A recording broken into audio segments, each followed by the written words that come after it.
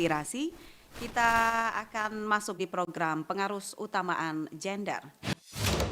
Kanal informasi dan inspirasi Pro 1. Baik, selamat siang pendengar dimanapun Anda berada. Terima kasih untuk Anda yang hingga saat ini masih tetap mendengarkan siaran Pro 1 RRI Toli Toli, kanal informasi dan inspirasi. Kita di program acara Indonesia Bisa, pengarus utamaan gender, dan topik untuk siang hari ini dalam rangka Hari Anak Nasional, yaitu upaya mencegah eksploitasi anak. Dan senang sekali untuk saat ini kami sudah bersama dengan narasumber kami.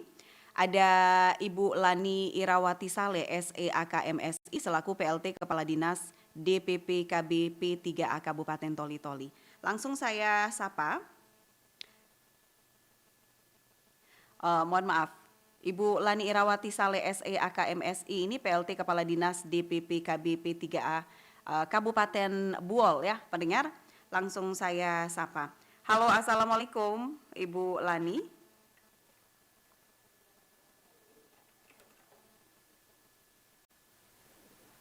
Ya, halo, assalamualaikum Ibu Lani. Assalamualaikum warahmatullahi wabarakatuh. Waalaikumsalam warahmatullahi wabarakatuh. Kabar baik Ibu Lani? Baik, alhamdulillah baik. Alhamdulillah. Baik, hari ini spesial di momen Hari Anak Nasional ini Ibu Lani. Mungkin Bu Lani ada yang ingin disampaikan dulu kepada anak-anak Indonesia, khususnya yang ada di Kabupaten Buol dan juga Kabupaten Toli Toli. Ya, baik, pada Hari Anak Nasional tahun 2024 ini saya ingin menyapa anak-anak Kabupaten Buol, Kabupaten Toli Toli. Hai anak-anakku, semoga sehat semua, ceria, ya. Mengingat tema kita pada anak-anak hari ini adalah bagaimana anak terlindungi, Indonesia maju. Oke, iya Ibu Lani, bersama kita juga sudah ada Ibu Foni Kaluku SPD MPD selaku pimpinan Yayasan Makapande Toli Toli. Halo, assalamualaikum Ibu Foni. Waalaikumsalam. Ya, kabar baik Ibu Foni. Alhamdulillah baik. Ya, Ibu Foni, mungkin ada juga yang ingin disampaikan kepada anak-anak di Kabupaten Toli Toli dan Buol, mungkin yang saat ini juga mendengarkan siaran Pro 1 RRI Toli Toli di Hari Anak Nasional. Silakan Ibu Foni. Ya, terima kasih. Assalamualaikum warahmatullahi wabarakatuh.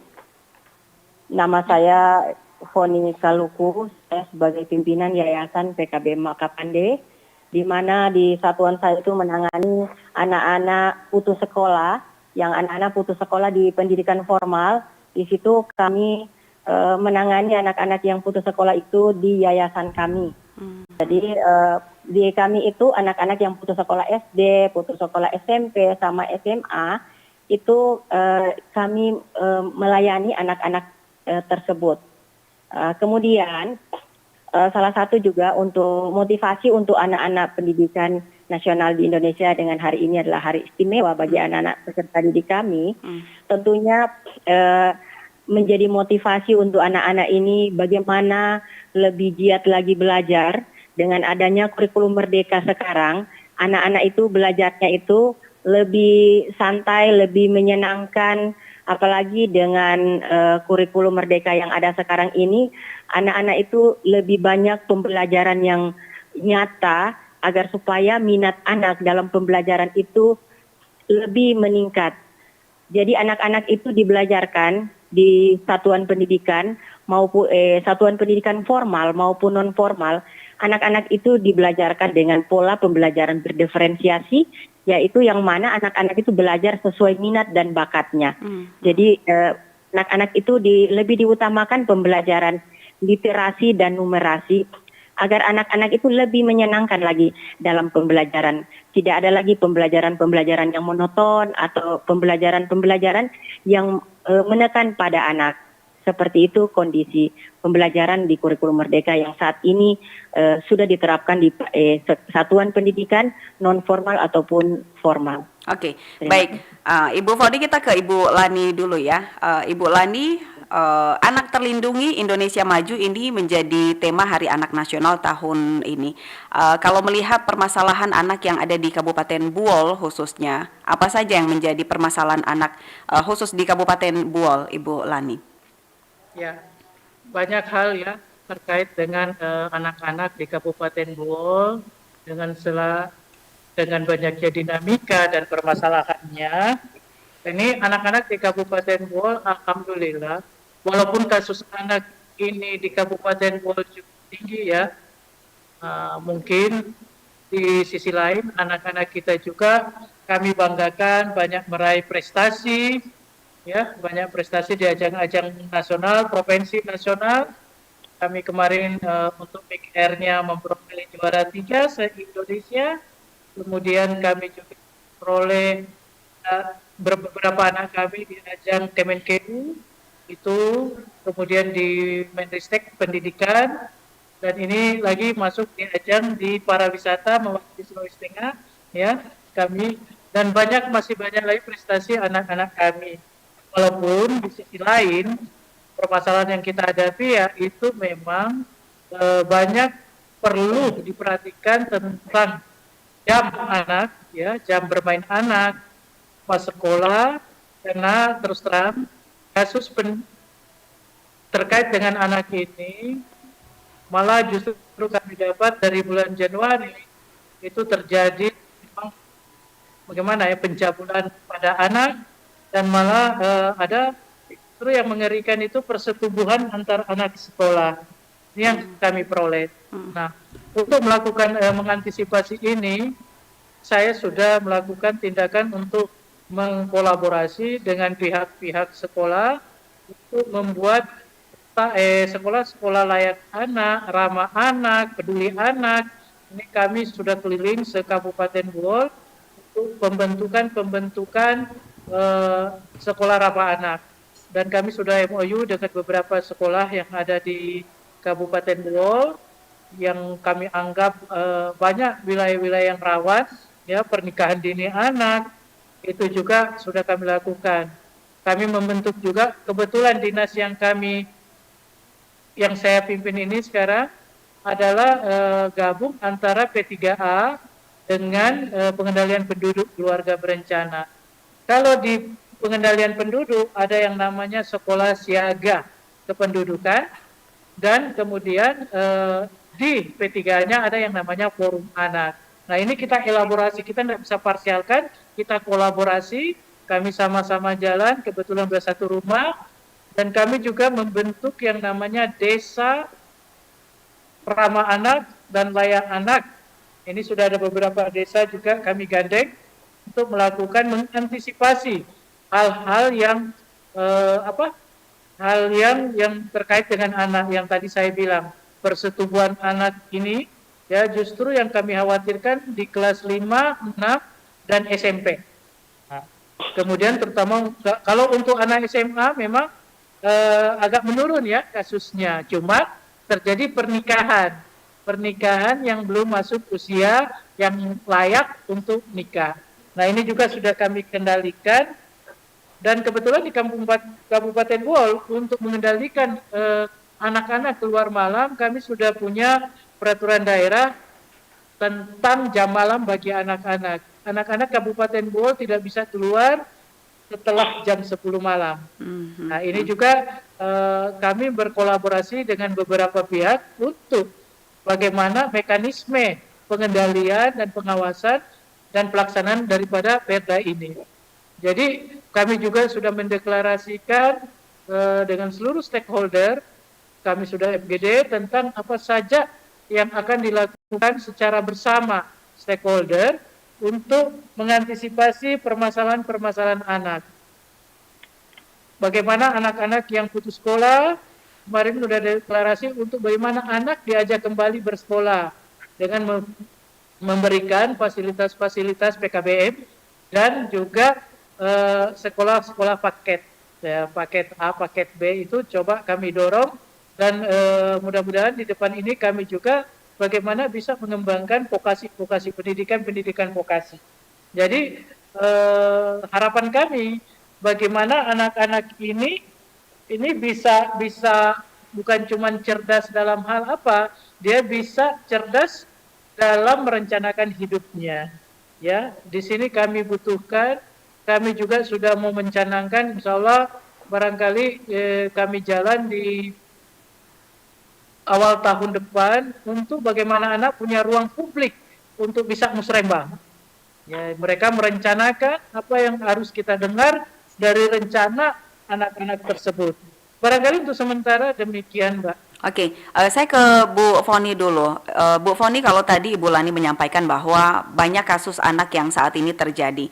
Nah, Bu Foni ini membentuk Yayasan Makapande yang konsentrasinya pada upaya pemenuhan hak anak dalam hal pendidikan dan juga pemberdayaan. Menurut Ibu Foni, sejauh mana peran pendidikan dan pemberdayaan anak dalam mencegah kasus eksploitasi atau kasus kekerasan pada anak? Terima kasih Bu. Ya, yang mana kalau saat ini kami khususnya di Kabupaten Toli-Toli itu sudah memprogramkan di setiap sekolah ada kegiatan namanya program MPLS. MPLS itu yaitu masa pengenalan lingkungan sekolah.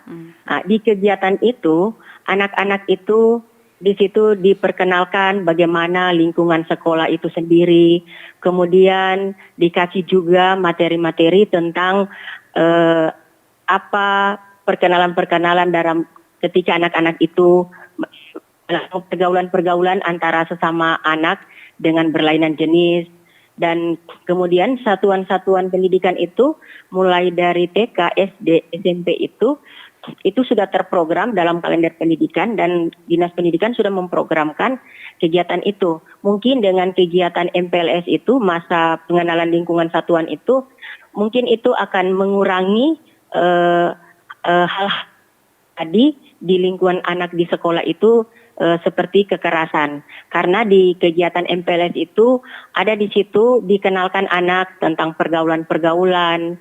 Kemudian ada juga satuan pendidikan mengundang juga dari dari kepolisian untuk memberikan langsung terkait dengan hal tersebut. Kemudian kalau adapun anak-anak yang mana kita ketahui bersama saat ini sangat tinggi angka anak tidak sekolah. Dan anak tidak sekolah, kalau khususnya di Kabupaten Toli-Toli itu, kebetulan kami punya yayasan itu menangani anak-anak putus sekolah, yaitu di bidang seperti yang Ibu Kadis tadi sampaikan, yaitu terkait paket A, paket B, paket C. Jadi kalau di yayasan kami menangani anak-anak seperti itu yang putus sekolah, dibelajarkan dia di paket A setara SD, paket B setara SMP, kemudian paket C setara SMA. Kemudian anak-anak ini kami memberikan mereka suplemen berupa pembelajaran keterampilan, yaitu pembelajaran P5, profil pelajar Pancasila, yaitu dengan keterampilan sesuai minat anak. Ada kegiatan keterampilan komputer, ada kegiatan menjahit, ada kegiatan kecantikan, dan ada kegiatan tata boga sesuai minat anak.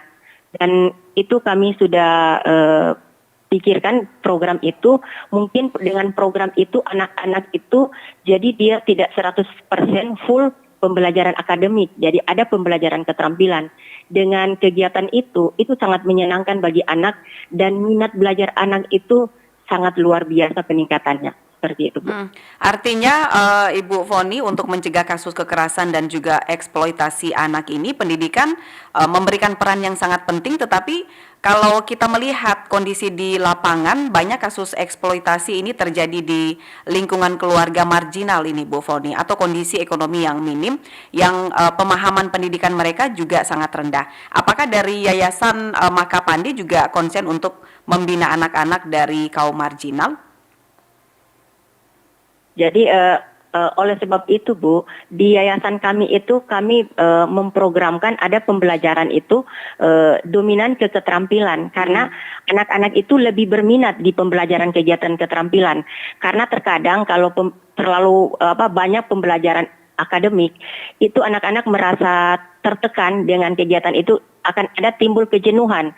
Ketika anak timbul kejenuhan, maka biasa di situ anak mulai muncul pemikiran dia mau bolos sekolah, mau keluar dari ruangan, keluar tanpa izin guru, itulah yang terjadi.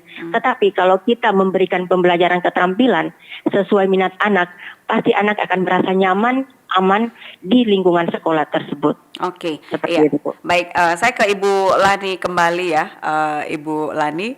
Kalau kita melihat tidak jarang terdapat anak-anak yang seharusnya mereka ini bersekolah dan menikmati waktu bermain di masa kanak-kanak mereka. Namun ini mereka justru tereksploitasi, dituntut untuk mencari nafkah, bahkan ada juga yang terpaksa harus meminta-minta. Fenomena seperti ini biasanya apa yang melatar belakangi, Ibu Lani? Ya, memang perlu ya lifestyle ya. Lifestyle dikurangi, kemudian bagaimana ketangguhan ya rumah tangga. Ini juga tidak dipungkiri karena terkait ekonomi rumah tangga. Nah, bagaimana dia dikasih hidup dengan kemampuan, keterampilan kepada orang tua. Kalau di Kabupaten Buol ya, yang terjadi eksploitasi untuk pekerja anak itu ada di pabrik kelapa sawit ya. Cuman ini sekarang tahap demi tahap kami mencoba memberi pengertian dan kami sudah sepakat dengan kepala desa yang berada di sekitar pabrik itu tidak lagi memperkerjakan anak-anak. Bagaimana anak-anak bisa sekolah kembali, tidak dieksploitasi, karena kebetulan di Kabupaten Bogor kan apa-apa gratis ya. Jadi memang mungkin kami juga bisa negosiasi dari pihak sekolah. Betul apa yang dikatakan Ibu siapa tadi? Ibu Foni. Ibu Foni. Memang perlu mungkin kita di ranah pendidikan tidak harus yang bikin berat itu ketika anak-anak harus tampil prima, bagus ya. Sementara secara ekonomi mereka tidak mampu. Walaupun kami Kabupaten Buol itu mensupport dengan sampai pakaian sekolah anak-anak. Namun ada saja hambatan. Nah ini saya pikir kerjasama kita semua ya, seluruh stakeholder untuk memang tidak mudah. Untuk bagaimana anak-anak itu bisa terlindungi. Nah ini kami berupaya, Kabupaten Bogor berupaya, kami mengidentifikasi, kami data, mana sih seberapa banyak anak-anak yang bekerja, membantu orang tuanya. Nah memang pendidikan seperti inovasi yang harus dilakukan seperti Bu Poni tadi itu udah sangat bagus. Itu perlu kita support. Mudah-mudahan banyak yayasan atau lembaga atau orang-orang seperti Ibu Poni lahir untuk barangkali menjadi superhero di tengah-tengah masyarakat dalam mengantisipasi permasalahan-permasalahan anak. Jadi mudah-mudahan itu kami dorong kepada teman-teman kita yang masih barangkali bisa menjadi superhero di kita untuk barangkali membangun bersama-sama melindungi anak ini. Jadi saya pikir demikian. Oke, Ibu Lani tadi disinggung oleh Ibu Foni terkait pentingnya peran pendidikan dalam mencegah kasus anak baik itu eksploitasi maupun kekerasan lainnya. Namun seperti yang disampaikan tadi, masyarakat marginal dan ekonomi minim ini paling rentan kasus putus sekolah. Nah, bagaimana Dinas DPPKB P3A Buol mendampingi anak-anak dari masyarakat marginal untuk bisa mengakses pendidikan, Ibu? Ya, kami mendampingi dengan ada program yaitu tentunya program kolaborasi ya, yaitu pertama melakukan kita sementara program penanganan kemiskinan ekstrim.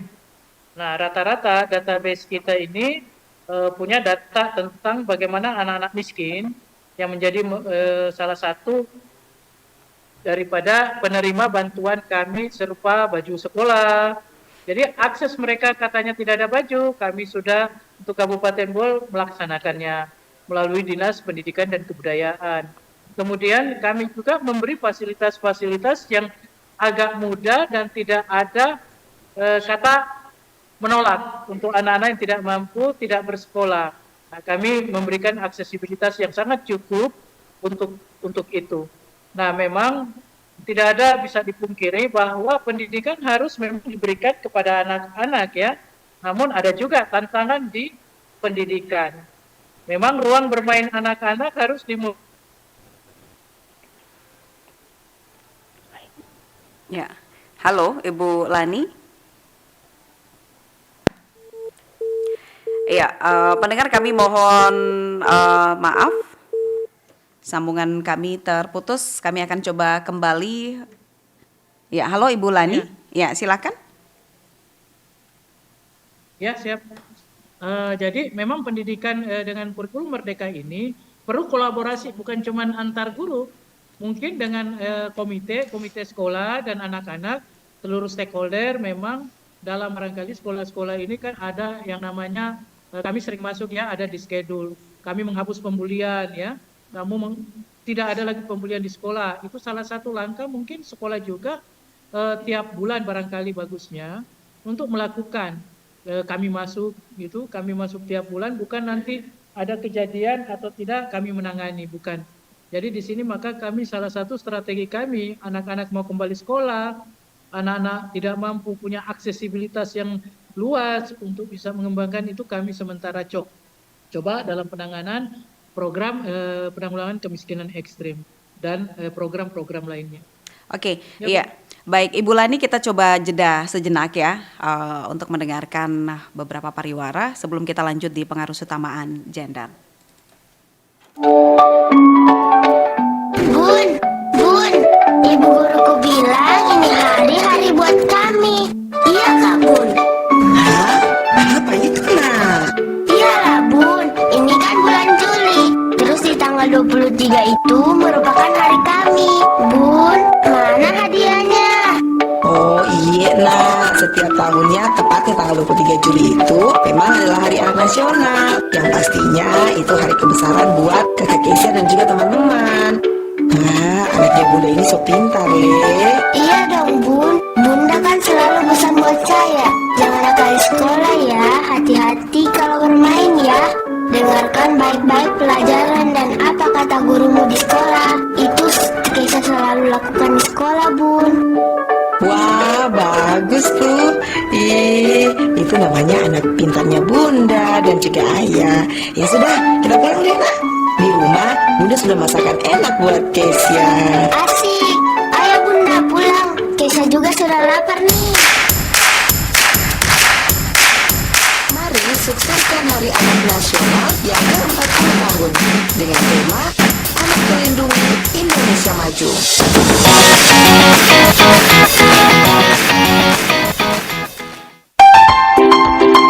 Tema Hari Anak Nasional ke-40 tahun 2024, Anak Terlindungi Indonesia Maju. Tema ini diusung oleh Kementerian Pemberdayaan Perempuan dan Perlindungan Anak. Tujuannya sebagai bentuk penghormatan, perlindungan, dan pemenuhan anak sebagai generasi penerus bangsa. Melalui tema tersebut, perayaan Hari Anak Nasional diisi dengan berbagai kegiatan positif, kreatif, bermakna, dan partisipatif dari anak untuk anak.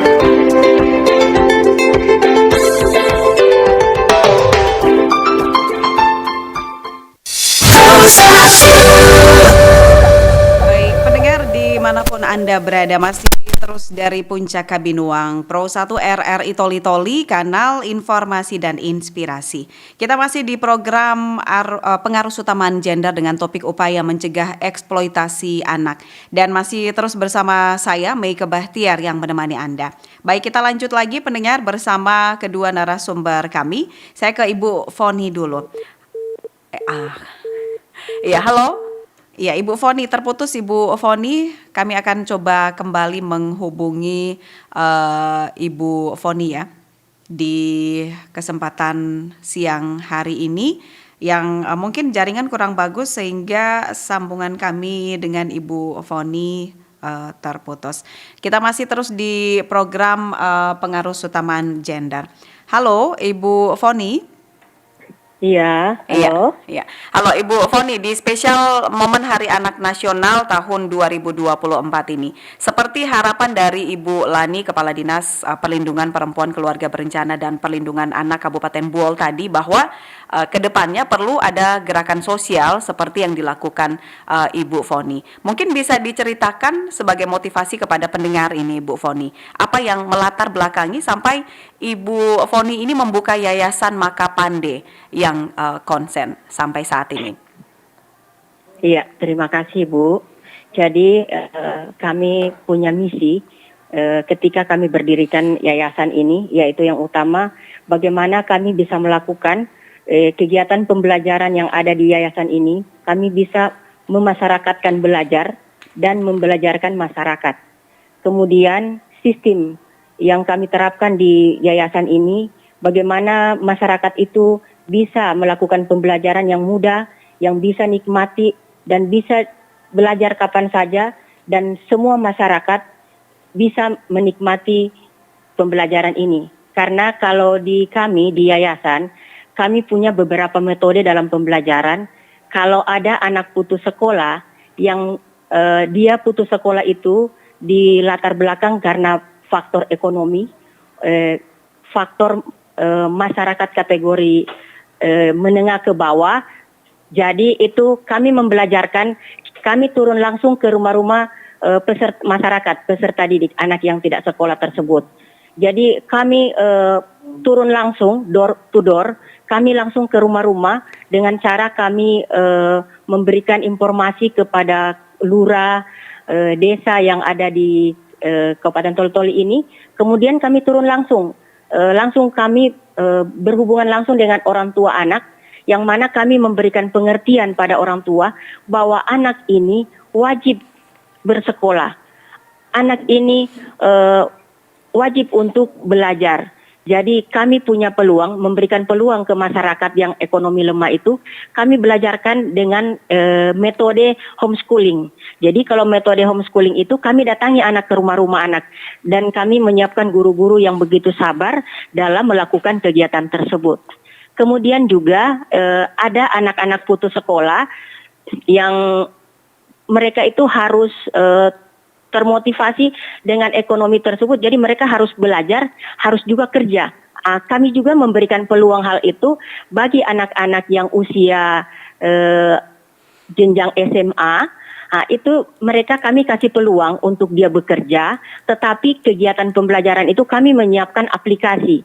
Jadi anak tersebut yang usia remaja, usia anak SMA, dia tetap sekolah, tetap belajar, tapi menggunakan aplikasi. Jadi cara pembelajarannya itu dia bisa belajar kapan saja dan di mana saja, dan dia tidak ketinggalan juga dengan teman yang lainnya.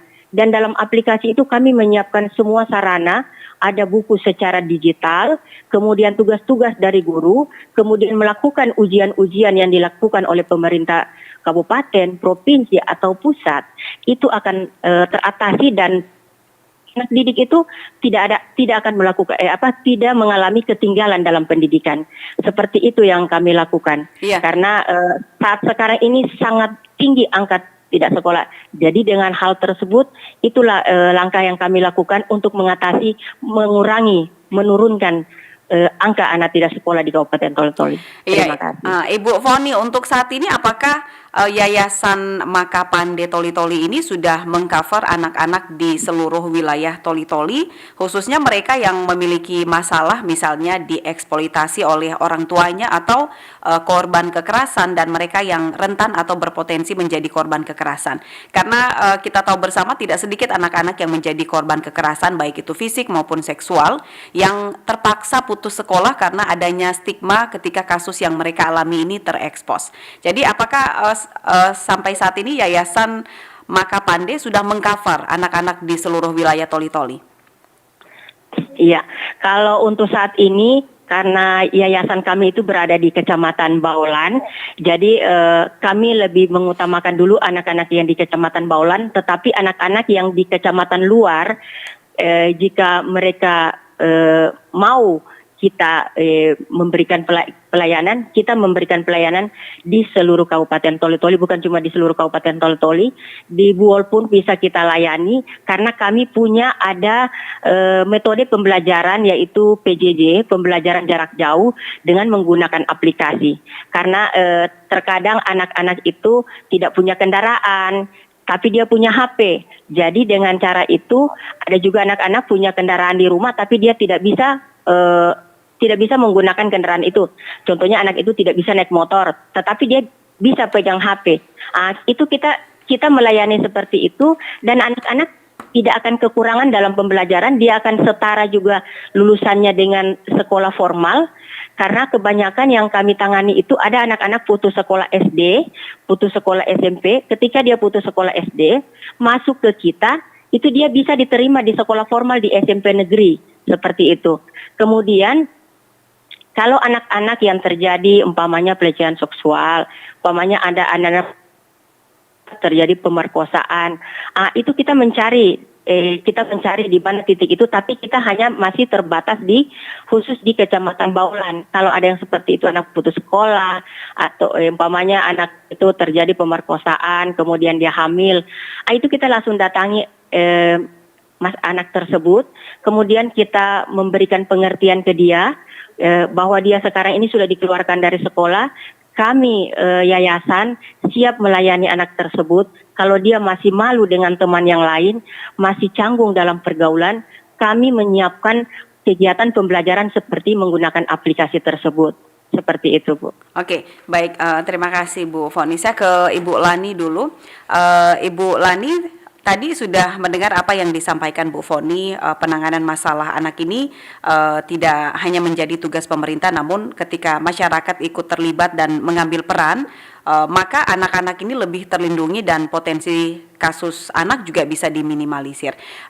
Ibu Lani, kira-kira ke depannya bagaimana strategi agar antara pemerintah dan masyarakat ini semakin kuat kolaborasinya dalam melakukan perlindungan terhadap anak? Terima kasih dan apresiasi kepada Ibu Foni. Setinggi-tingginya Anda adalah seorang hero ya, yang terkait bagaimana peduli terhadap anak-anak kita. Walaupun wilayahnya masih di Toli-Toli. Tapi sudah ada ngomong-ngomong bisa dari Bu. Mudah-mudahan Ibu Foni yang lain itu muncul. Ya, jadi kita memang harus mensosialisasikan terhadap seluruh stakeholder untuk melakukan gerakan bersama, melakukan perlindungan terhadap anak, melakukan penjaminan terhadap anak dan perempuan, sehingga bisa satu paket yang mumpuni untuk mengurangi tentang eksploitasi anak, pelecehan terhadap anak, dan kasus-kasus anak lainnya yang sudah mestinya tidak bisa terjadi. Jadi untuk sementara, karena saya ini pelaksana tugas di dinas ini dan baru beberapa bulan ini, maka saya akan mencoba bulan ini dalam waktu dekat, bulan akhir Juli ini kami akan melakukan rapat secara komprehensif dengan seluruh stakeholder untuk meminta tanggapan. Jadi pada prinsipnya saya ingin menggandeng seluruh stakeholder untuk barangkali melaksanakan perda yang sudah kami buat.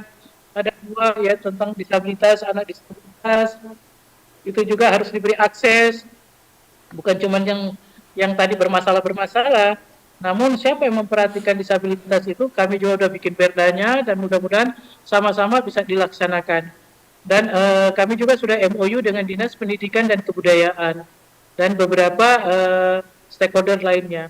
Nah, kami akan melakukan rapat yang komprehensif nanti untuk membicarakan masalah anak Kabupaten Buol, sehingga anak-anak yang tadi punya masalah setuju. Mungkin ada pendidikan vokasi, homeschooling, dan lain-lain. Saya sangat sependapat dengan Ibu Foni, mudah-mudahan ini bisa terlaksana di Kabupaten Buol. Mungkin kita saling share, belajar antara Toli-Toli dan Buol tentang bagaimana anak-anak. Masalahnya anak-anak di Buol kalau ada masalah juga larinya ke Toli-Toli atau larinya ke Gorontalo yang dekat-dekat. Begitupun. Ini sama-sama barusan juga kami menangani kasus antara Toli-Toli dengan Buol tentang perampasan anak. Nah, ini juga harus kolaborasi kedua belah pihak. Kabupaten ini dengan kabupaten apa saja kita berkolaborasi. Jadi kasus-kasus ini mungkin bisa diketahui oleh Buol dan Toli-Toli dan mungkin pegiat-pegiat sosial seperti Ibu Foni juga mudah-mudahan bisa terinformasikan sehingga sama-sama punya mata untuk melihat apa yang terjadi terhadap anak-anak atau perempuan-perempuan di Kabupaten Buol. Barangkali itu aja, Bu. Oke, tak terasa kita sudah berada di menit terakhir untuk program acara kita siang ini ya. Saya ke Ibu Lani dulu sebagai closing statement untuk program acara kita, pengaruh utama gender, topik upaya mencegah eksploitasi anak. Anak terlindungi, Indonesia maju, ini adalah tema Hari Anak Nasional di tahun ini. Apa yang ingin Ibu sampaikan di akhir kebersamaan kita? Ya, mari kita kembali ke meja makan. Pertama, saya mengajak seluruh keluarga untuk kembali ke meja makan. Jangan makan terpisah-pisah. Kalau boleh mulai diatur dari sekarang menjadwalkan makan kembali di meja makan bersama. Karena dengan kembali ke meja makan, maka kita bisa berdialog. Yang kadang-kadang sekarang orang tua susah tuh ketemu. Nah, maka kita kembali ke meja makan, minimal makan malam ya. Kalau siang agak sulit, makan malam atau sarapan pagi. Sehingga ada 1-2 patah kata untuk bisa dibicarakan tentang anak, keluarga, gitu. Dan mungkin healing seminggu itu sebelum healing kemana-mana, tolong healing di dalam rumah dulu. Sehingga ada interaktif antara anak. Kadang-kadang inilah yang terjadi, kita semua disuguh dengan HP, ya, WA grup, sedangkan WA orang rumah juga harus ada. Hanya kita ngomong aja di WA, tapi tidak face to face atau head to head. Nah, itu pertama. Yang kedua, mari kita peduli terhadap anak, karena kasus anak kita ini dengan kita mengatasi stunting, ada hal di balik stunting itu yang negatif, yang akan kita lihat, yaitu gizi anak semakin bagus. Itu positifnya. Negatifnya apa? Anak-anak sekarang umur 9 tahun udah haid. Nah, kan gitu. Apa yang akan membahayakan kita kalau kita tidak awasi? Anak-anak itu belum paham tentang yang kata orang dewasa tabu-tabu itu, ya. Nah, ini harus kita dibalik perbaikan gizi tersebut, anak-anak reproduksinya juga lebih cepat. Nah, ini harus kita jaga bersama. Karena kasus yang kita bercermin dari kasus Kabupaten Goa, bayangkan anak SD kelas 6 itu udah bersetubuh. Jadi ini yang harus kita jaga. Tadinya kita khawatir sama anak SMA yang pancaroba katanya, tapi ternyata kita mulai khawatir kepada anak-anak. Anak-anak di usia 9 tahun yang semakin cantik, semakin tinggi, berarti reproduksinya juga semakin subur. Jadi di sini yang perlu kita perhatikan bersama. Yang kedua, mari kita sering bergandengan tangan. Terutama kepada guru-guru, banyak tantangan Anda di zaman digitalisasi ini, yaitu pertama yang tadi, belajar itu tidak perlu lagi seperti Ibu Foni bilang, terlalu banyak teori, gampang itu. Teori 1 menit, 1 kali tekan di chat GPT, selesai urusan mereka. Ya. Nah, bagaimana ruang waktu yang kosong mereka? Tentunya kita harus lebih canggih dari anak-anak mengeksplor ruang bermainnya dan menjaga mereka. Barangkali itu saja hal-hal yang perlu saya sampaikan di waktu ini. Jadi di balik positif pasti ada negatif ikutannya. Nah, ini yang harus kita antisipasi. Barangkali demikian. Anak-anakku semua, selamat Hari Anak. Saya ucapkan dengan kita kembali dengan jargon anak terlindungi, Indonesia maju. Demikian, terima kasih banyak. Wassalamualaikum warahmatullahi wabarakatuh. Waalaikumsalam warahmatullahi wabarakatuh. Saya langsung ke Ibu Foni. Ibu Foni, apa yang menjadi statement akhir di Hari Anak Nasional? Silakan Ibu Foni. Iya, terima kasih. Menurut kami, di hari yang istimewa ini bagi anak-anak Indonesia, yang pertama yaitu mari kita sama-sama bergandengan tangan dengan para masyarakat orang tua yang ekonomi lemah, khususnya di daerah pedesaan atau terpencil. Kemudian yang kedua, mari kita sama-sama peduli kepada anak-anak bangsa kita. Mari kita salam satu hati untuk peduli anak bangsa menuju anak Indonesia, menuju masa yang cemerlang. Terima kasih. Baik, terima kasih sekali lagi saya ucapkan kepada kedua narasumber saya yang hebat-hebat ini ya. Untuk Ibu Lani dan juga Ibu Foni, terima kasih kesempatannya untuk hadir di program acara kami Pengaruh Utama Gender. Kita mengangkat topik upaya mencegah eksploitasi anak dalam Hari Anak Nasional. Sekali lagi terima kasih Ibu Lani, Ibu Foni. Sama-sama, terima kasih banyak Iya. telah diundang. Iya, Iya, semoga sehat sama-sama. selalu ya Terima Ibu Lani, kasih. Ibu Foni sukses ke depannya. Iya. Salam kenal juga Ibu Lani. Baik. Iya. Salam, nanti saya ketemu Ibu di Tol-Toli. Oke, Iya, siap, baik. Iya, nanti bisa Rumahku di Rumahku dipanasakan. Oke, mungkin makapannya bisa dibuka di Buol ya, Ibu Lani. Iya, boleh. Kami siap. Oke, baik. Terima kasih sekali lagi untuk kedua narasumber. Saya tutup perjumpaan kita di program Pengaruh Utama Gender. Assalamualaikum warahmatullahi wabarakatuh. Selamat siang dan pastinya tetap terus bersemangat. Selamat Hari Anak Nasional. Kanal Informasi